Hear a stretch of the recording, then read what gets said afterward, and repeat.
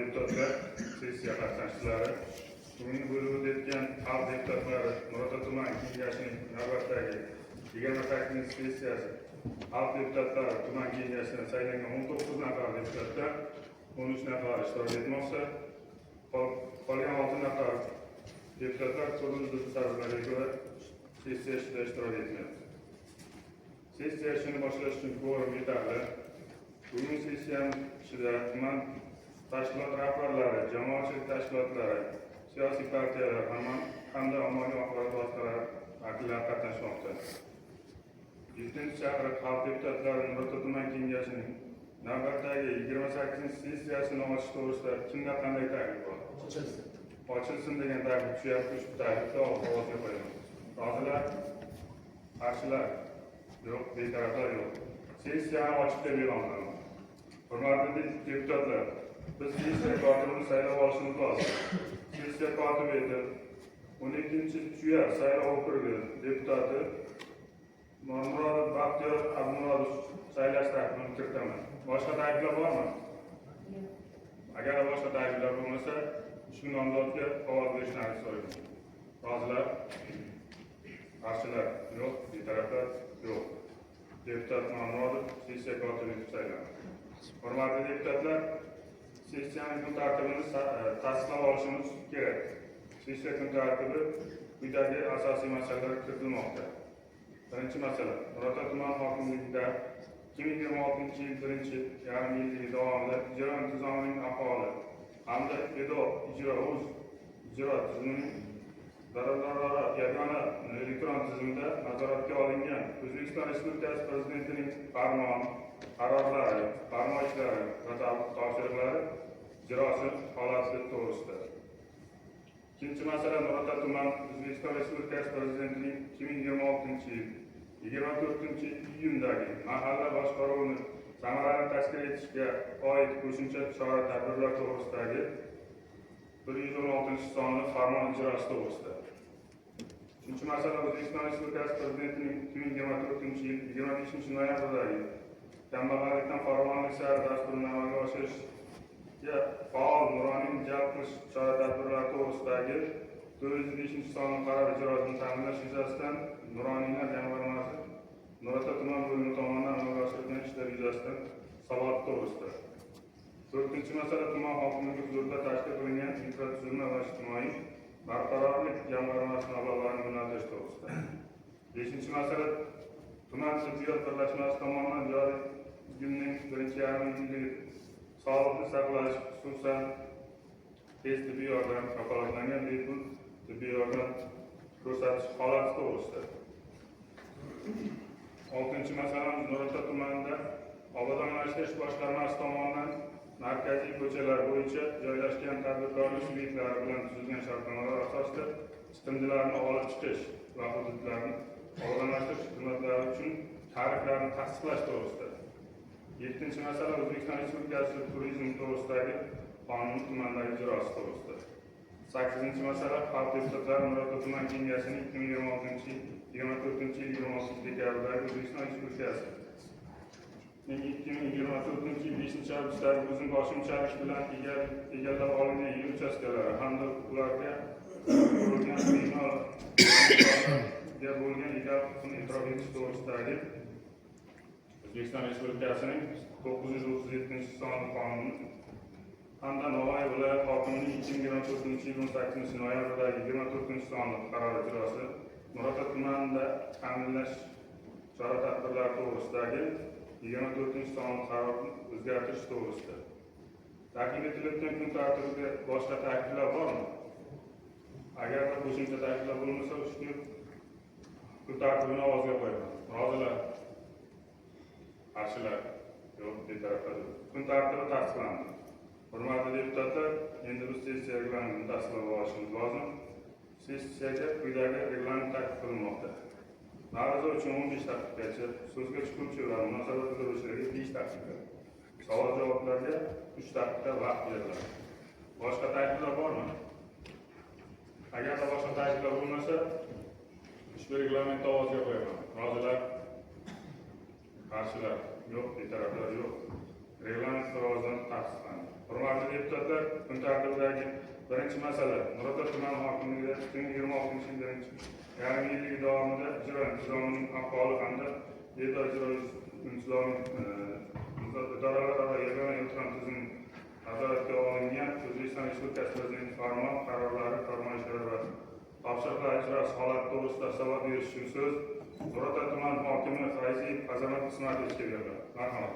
Assalomu alaykum, hurmatli deputatlar, hurmatli sessiya ishtirokchilari. Albatta, avvalo Senatimiz raisini butun respublikamiz hududlarida, jumladan Navoiy viloyatida ham bugungi bevosita o'zlaringiz ham ishtirok etdingizlar. Haqiqatan ham ijtimoiy iqtisodiy rivojlantirish dasturlari bajarilishi viloyatda umumiy olganda juda yaxshi. Raqamlarimiz to'g'ri turibdi, yalan ko'tarildi. Raqamlar, ijro etilishi, belgilangan vazifalar viloyat nuqtai nazaridan juda yaxshi. Tahlillarga ham e'tibor bergan bo'lsalaringiz, alohida hududlarda va yirik korxonalarsiz tahlillar qilinganda muammo masalalar juda ko'pligi yuzaga chiqyapti. Yil boshida reja belgilanyapti, lekin mana shu 6 oylik yakuni, birinchi chorak yakuni, mana 3-chorak yakunlanadi. Yaqinda, lekin ko'rsatkichlar haqiqiy holatda aytilgan maqsadlarga yetib bormayapti. Men bu axborotdan oldin bir ikkita uchta savollar bor. Baribir hamma qilinadigan ish kambag'allikni qisqartirish, ish o'rnini yaratishga borib taqaladi. Hamma islohot, hozirgi siyosat, davlat siyosati ishsizlikni kamaytirish, kambag'allikni qisqartirish eng ustuvor vazifa mana shu. Qolgan qilinayotgan ishlar hammasi shuni atrofida aylanadi. Investitsiya jalb qilish, respublikadan mablag' ajratilishi, yangi O'zbekiston qiyofasi, yo'l qilinishi, suv tortilishi hammasi kambag'allik, ishsizlikka. Yangi O'zbekiston qiyofasida tadbirlar, loyihalar shakllantirildi. Prezident maslahatchisi hamma oldida vazifa qo'yadi. Xo'p, mana ko'chada asfalt qilyapsan. Nechta tadbirkor bo'ladi? Qaysi xonadon tadbirkorlik bilan shug'ullanadi? Qanchasini daromadi oshadi shu qulaylik yaratilgandan keyin degan savollar ko'ndalang qo'yildi. Lekin hali bu masalalarni ko'pchiligimiz tushunib yetayotganimiz yo'q. Ayniqsa mana shu tuman tashkilot rahbarlari, tuman hokim o'rinbosarlari janoblar. Mana 6 oylik yakuni doimiy ish o'rinlariga joylashtirish bo'yicha belgilangan reja investitsiya loyihalarini ishga tushirish hisobiga 79% ga bajarildi. 131 ta reja bo'lgan, 104 ta. Umumiyda tuman bajargan deb ko'rsatish beryapti bu. Lekin nima uchun investitsiya loyihalarini ishga tushirish hisobida 131 ta ish o'rni o'zi unaqa katta raqam emas. 79% ga bajarildi. Qancha tahlil qilinyapti? Qancha muhokama qilinyapti, qancha tanqid qilinyapti.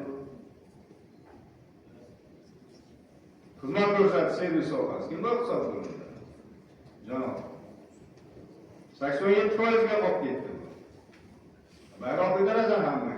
Yolg'on yaxshi bo'lar bo'lmas. Ijro intizomi, mana ijro intizomi saydi.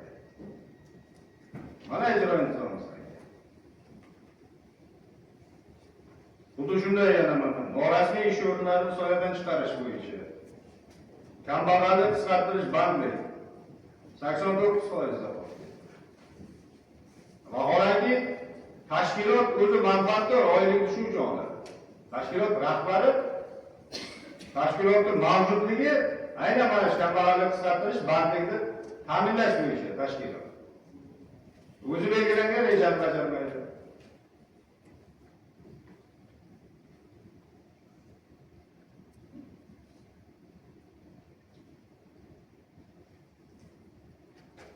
Xuddi shunday boshqa ko'rsatkichlarda ham bu albatta hamma tashkilot, tuman hokimi o'rinbosarlari, ijro organi hammasi investitsiya ham bu yerda, iqtisod bo'limi ham, qishloq xo'jaligi ham, qurilish sohasi vaqtinchalik o'tib qolingan, vaqtinchalik. Qilayotgan ishimiz platformaga kiradi, soliq bilan taqqoslanadi. Har bir fuqaroni bandligi nuqtai nazaridan.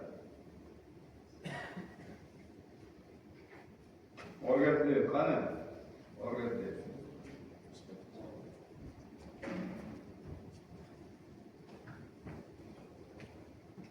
Ko'rsatishlarni 6 oy yakuni bajarmagan mana bu yerda hozir. Demak, investitsiya, o'rinbosar, xizmat ko'rsatish.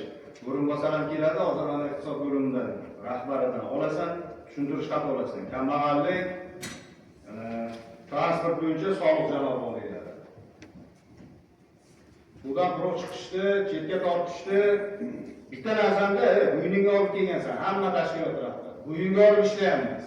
Yurakni ochib, halol vijdon pok bo'lib ishlash kerak.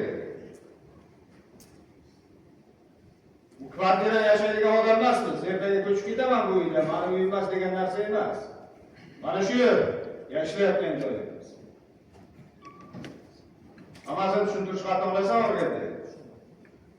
Yo'nalishi bo'yicha sessiya qaroriga ogohlantirish bo'lsa ogohlantirish kerak. Sessiya qarorida berish kerak bo'lsa, viloyatiga yo'naltirish kerak. Yo'naltirish kerak. 6 oy 7 oy tugadi mana. Avgust boshlanadi yerda. O'zi qilayotgan ishimizni bir samarasi. Shuning uchun mana ma'ruzaning oldida mana shu mas'uliyat tashkilot rahbari o'tirgan.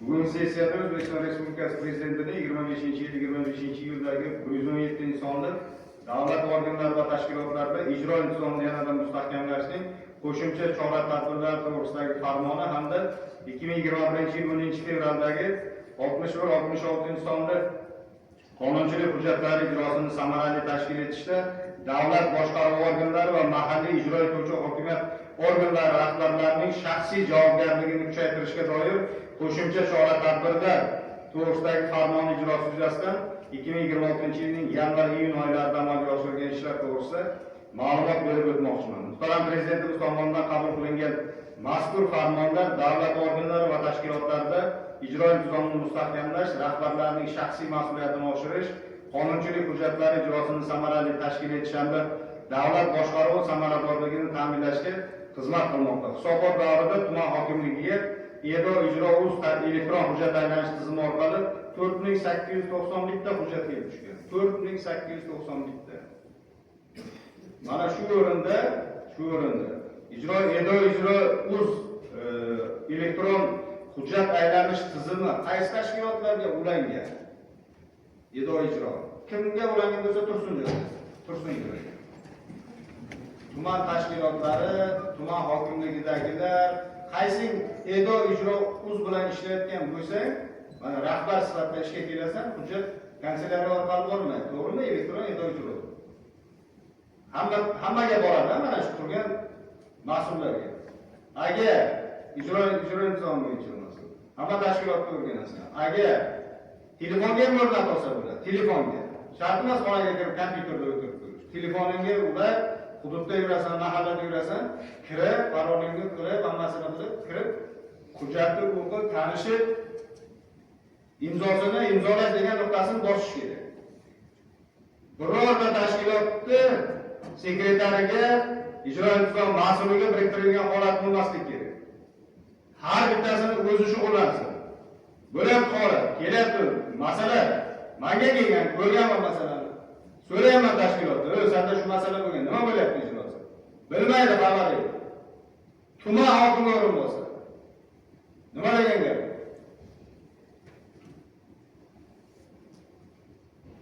Shu keskin chora ko'riladi. Xonangdagi kompyuteringda, telefoningda bor, uni telefondagi anonsi ham bor, platformasi. O'rnatib olib, qilmagan bo'lsang, bugundan hamma demak o'zing ko'rishing kerak, har bitta masalani har bir tushayotgan topshiriq. Bo'lmasa biz o'zimizni yo'limizda yuraveramiz. Topshiriq, qaror, farmoyishlar kelaveradi bizga.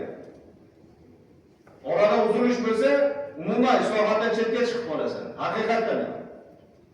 Agar orada uzilish bo'lsa, berilgan topshiriqda olayotgan topshiriqingni vaqtida tushunib yetmasang, qo'lingga o'tmagan bo'lsa,